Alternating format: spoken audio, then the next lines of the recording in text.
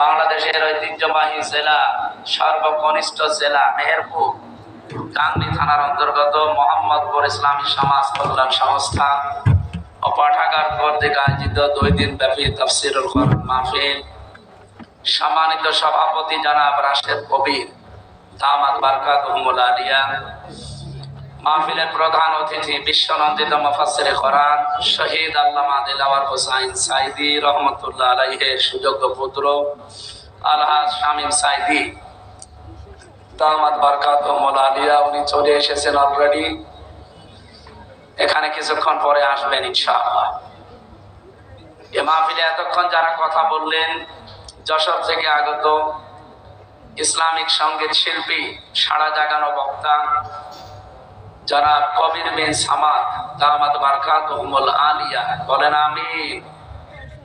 নবীজির এই কর্মপদ্ধতি, প্রথম নম্বরে তিনি এসেছিলেন এই পৃথিবীতে তাওহীদ প্রতিষ্ঠার জন্য, 2 নম্বরে তিনি এসেছিলেন, তার কর্মসূচি ছিল মানবাধিকার প্রতিষ্ঠা করা, 3 নম্বরে তার জীবনের সর্বোচ্চ কাজ ছিল, আমি যেটা খুতবায় বলেছিলাম না, ওয়ানাশহাদু আন্না মুহাম্মাদান আবদুহু ওয়া রাসূলুহুল মাবউসু ফীনা বিল হুদা ওয়া দীনিল হাক্কি লিইয়ুযহিরাহু আলাল আদিয়ান।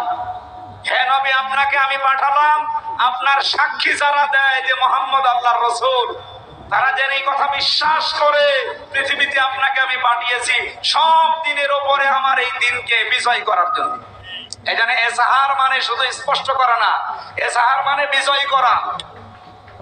এটার তথ্য আছে 3 জায়গায়।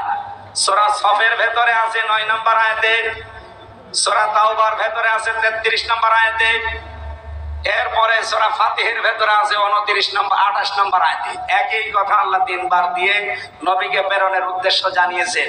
আমাদের জীবনেও যেন এই উদ্দেশ্য সামনে বাস্তবায়ন হয়, বলেন আমিন। হযরতে ইউনূস নবীর জীবনী থেকে আমি বলতে চাই, একটা দেশের দায়িত্বশীল সর্বোচ্চ যিনি, তিনি যদি পালিয়ে যায়, চলে যায় তাদেরকে ছেড়ে, তাহলে ওই দেশের তার অনুসারী যারা আছে তার উম্মত মনে করে, অথবা ওই দেশে যারা বসবাস করে তাদের কি করণীয় কি বর্জনীয়।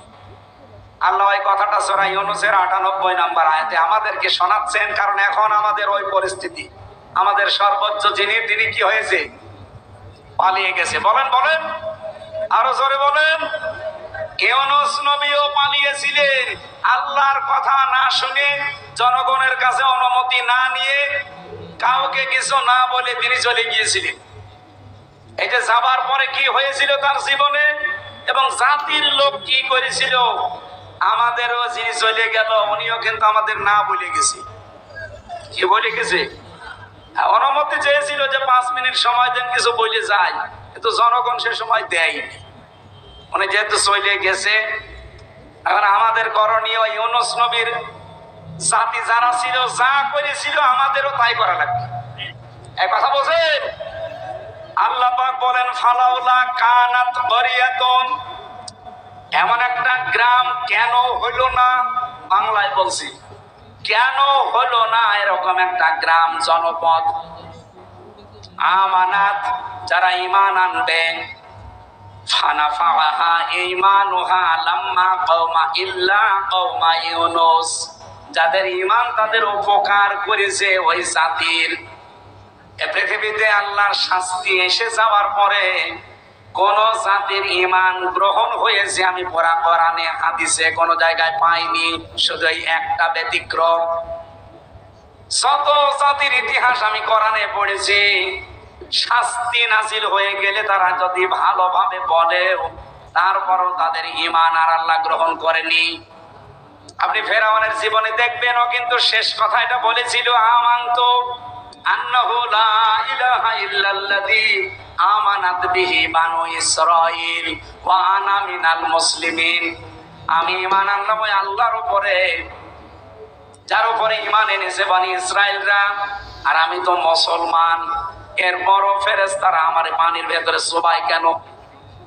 আল্লাহ ডাক দিলেন, আল্লাহ অকদা সয়তা কবুলু ওয়া কুনতা মিনাল মুফসিদিন, এখন এর আগে বড় স্বৈরাচারী ছিলেন, সন্ত্রাসী ছিলেন, সীমা লঙ্ঘনকারী ছিলেন, ফ্যাসাদ সৃষ্টিকারী ছিলেন, বহু বান্দা বান্দির জীবন তোমার দ্বারা নষ্ট হয়েছে। সুতরাং আজকের এই দিনে আর কোনো ফিরে আসার সুযোগ নেই। এরকম 27টা নবীর জীবনী, 25টা নবীর জীবনী আর 2 জন নবীর ঐক্য, এরকম 27টা বিষয় কোরআনে আমি পড়ে দেখেছি। শাস্তি এসে যাওয়ার পরে কোন জাতিকে আল্লাহ আর ছাড় দেয়নি, কিন্তু এই জাতিকে আল্লাহ ছাড় দিয়েছিলেন। হযরত ইউনূস নবী বললেন, তোমাদের উপরে শাস্তি আসবে, তোমরা সতর্ক হও। ওরা সতর্ক প্রথমে হয়নি, নবীর কথায় কান দেয়নি। শেষ পর্যন্ত ইউনূস নবী তাদেরকে না জানিয়ে চলে গেলেন, এমনকি আল্লাহর কাছে অনুমতিও তিনি নিলেন না।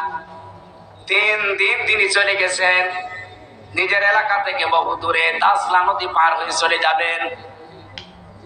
হযরত ইউনূস নবী 3 দিন এরা খোঁজ খবর নিয়ে দেখে আমাদের সেই পয়গম্বর কই, দেখেন নেই। তাদের বিশ্বাস হয়ে গেল যে না, নবী যখন নেই তখন উনি যে শাস্তির কথা বলেছিলেন মাস্ট বি, এটা আসবে। তখন তারা নিজেদেরকে এমন ভাবে মালামত করেছে, এমন ভাবে আল্লাহর কাছে পেশ করেছে, জাতির যারা লিডার ছিল তাদের সব বলছে সবাই বের হয়ে আসো ময়দানে। আজকে আমরা আল্লাহর কাছে এমন ভাবে তাওবা করব, রোনাজারি করব, কান্নাকাটি করব, আহাজারি করব, আল্লাহ পাক যেন আমাদেরকে মাফ করে দেন। আর যে শাস্তি আসার কথা বলেছিল ইউনূসের শাস্তি যেন না আসে।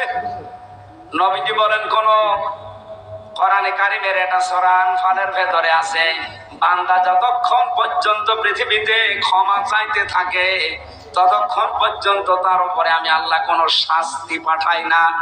সুবহানাল্লাহ বলতে পারেন না? এ জাতির লোকেরা যখন সব দলীয় প্রধানদের কথা, এলাকার বড় মাতব্বর মন্ডল যাই বলেন সর্দার, তাদের কথা মতো এলাকায় চাটিয়াল ময়দানে সব এক হয়ে গেল। নিজেরা তখন আল্লাহর কাছে মাফ চাওয়ার জন্য, ক্ষমা চাওয়ার জন্য সর্বোচ্চটা দেখিয়েছে। তারা সবাই সিদ্ধান্ত মন থেকে নিয়েছে, এখন থেকে আর অবাধ্যতায় যাব না। ওদিকে ইউনূস নবী খবর জানে না। হযরত ইউনূস আলাইহিস সালাম খবর না জানার কারণে তিনি পার হয়ে চলে যাচ্ছিলেন। ওই জামানার নিয়ম ছিল, নৌকা দিয়ে কেউ পার হলে যদি পালানো কোনো মানুষ পালিয়ে যেত তাহলে নৌকা থেমে যেত, চলতো না, নৌকা ডুবে যেত। সবাই মিলে সিদ্ধান্ত নিচ্ছে এখানে অবশ্যই পালানো কোনো মানুষ আছে যে পালিয়ে চলে যাচ্ছে, দেখো তো কে আছে। লটারি করার পরে ইউনূস নবীর নাম উঠেছে। আপনারা ঘটনা বহুবার শুনেছেন। আর আল্লামা সাঈদী সাহেব কোরআন থেকে এমন কোন কথা নেই যে বাকি আছে, সব বিষয় তিনি টাচ দিয়েছিলেন।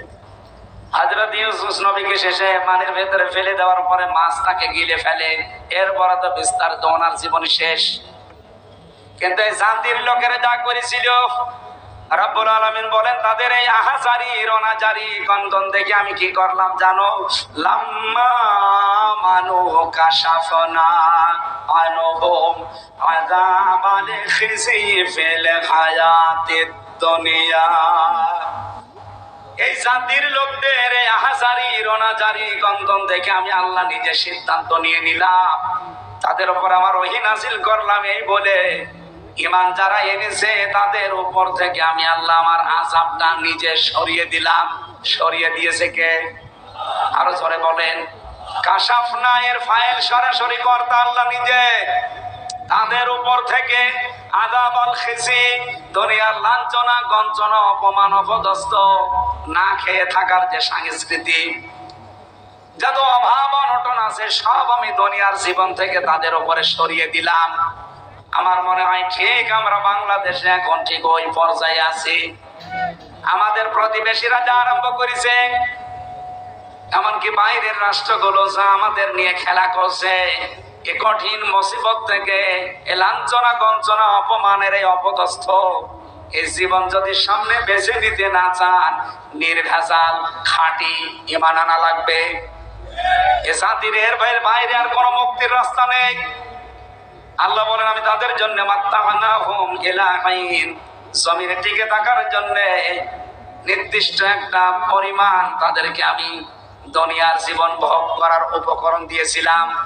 বাংলাদেশকে আল্লাহ দেবে যদি আমাদের ওই পর্যায়ে ঈমান আর আমল তৈরি হয়। এই আমল আয়াতের ব্যাখ্যা পেয়েছিলাম সূরা নূর 18 নম্বর পারা 16 নম্বর পৃষ্ঠা 4 নম্বর লাইনের 55 নম্বর আয়াত।